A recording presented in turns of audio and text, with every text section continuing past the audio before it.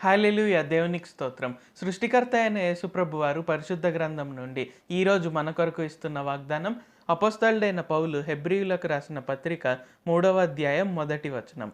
ఇందువలన పరలోక సంబంధమైన పిలుపులో పాలు పొందిన పరిశుద్ధ సహోదరులారా, మనము ఒప్పుకొనిన దానికి అపోస్తలుడును ప్రధాన యాజకుడునైన యేసు మీద లక్ష్యముంచుడి.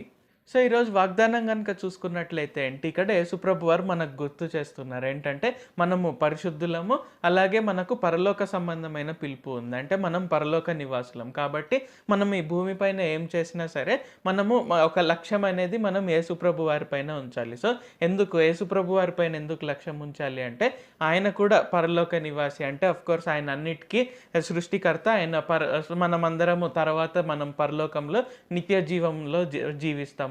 సో, అందువలన ఏంటి, మనం ఈ భూమి పైన ఏ పని చేస్తున్నా, మనం ఏం చేస్తున్నా సరే, బట్ మనకు స్టిల్ మైండ్‌లో ఒక దగ్గర లక్ష్యం ఉండాలి. ఓకే, యేసుప్రభు వారు నాతో ఏం మాట్లాడాలనుకుంటున్నారు, లేకుంటే ఆయన నా ద్వారా ఏం చేయాలనుకుంటున్నారు, లేకుంటే నేను చేస్తున్న క్రియలు అనేది నా పిలుపుకు సంబంధమైనదా కాదా, నా పిలుపుకు అది కరెక్టా కాదా, అంటే నేను పరిశుద్ధుడని కాబట్టి నేను పరిశుద్ధమైన పనులు చేయాలి. సో, నాకు పరలోక సంబంధమైన పిలుపు ఉంది, నేను పరలోక నివాసిని కాబట్టి నాకు ప్రతి ఒక్క దానిపైన అధికారం ఉంది. అయితే నేను ఆ అధికారాన్ని ఎలాగ వినియోగిస్తున్నాను, నేను ప్రేమతో వినియోగిస్తున్నానా, లేకుంటే నేను ఎవరిపైనైనా ద్వేషంతో ఉన్నానా.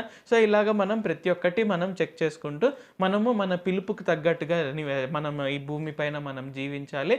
సో, దానికి అలాగ చేయాలంటే ఏంటి, మనము ప్రధాన యాజకుడైన యేసుప్రభు వారి పైన మనం లక్ష్యం ఉంచాలి. సో, మనం ఆయన పైన లక్ష్యం ఉంచి ఆయన ఎలాగ జీవించాడో ఈ భూమి పైన, అండ్ మనం ఎలాగ జీవించాలని ఆయన అనుకుంటున్నాడో అది మనం చూసి ఆ విధంగా మనం ముందుకు సాగాలి. సో, ఈరోజు యేసుప్రభు వారు ఏం చెప్తున్నారంటే, మీరు పరిశుద్ధులు, మీకు పరిశుద్ధ సంబంధమైన పిలుపు ఉంది, పరలోక సంబంధమైన పిలుపు ఉంది. కాబట్టి నా పైన లక్ష్యం ఉంచి ఆ విధంగా జీవించండి అని యేసుప్రభు వారు ఈరోజు మనకు తెలియజేస్తున్నారు.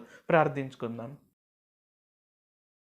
ప్రభువా, దేవా, సర్వాధికారి, మాకు ఇంకొకసారి ప్రార్థించుకునేందుకు అవకాశం ఇచ్చినందుకు వందనాలు తండ్రి. మీరు మా కొరకై చేసిన ప్రతి ఒక్క మేలుని బట్టి మీకు వందనాలు, స్తుతులు, స్తోత్రాలు తండ్రి. ఈరోజు వాగ్దానంని బట్టి వందనాలు తండ్రి. మేము పరిశుద్ధులము, అలాగే మేము పరలోక నివాసులము. ఎందుకంటే మాకు పరలోక సంబంధమైన పిలుపు ఉంది అని మాకు ఇంకొకసారి గుర్తు చేసినందుకు వందనాలు తండ్రి. కావున మేము మీ పైననే లక్ష్యం ఉంచి, మీ పైననే దృష్టి ఉంచి, మీరు ఎలాగైతే మేము జీవించాలని కోరుకుంటున్నారో, మేము ఎలాగైతే అందరినీ ప్రేమించాలి అని మీరు అనుకుంటున్నారో, ఆ విధంగా మేము ప్రేమిస్తూ, ఆ విధంగా మాకు మీరిచ్చిన అధికారాన్ని మేము ప్రేమతో వినియోగిస్తూ, మేము మీ వలే జీవించుటకు సహాయం చేయండి. నజరేయుడైన సర్వశక్తిగల యేసుక్రీస్తు నామములో ప్రార్థిస్తూ ఉన్నాం తండ్రి. ఆమేన్. Thank you Jesus. దేవుడు మిమ్మును ఆశీర్వదించును గాక.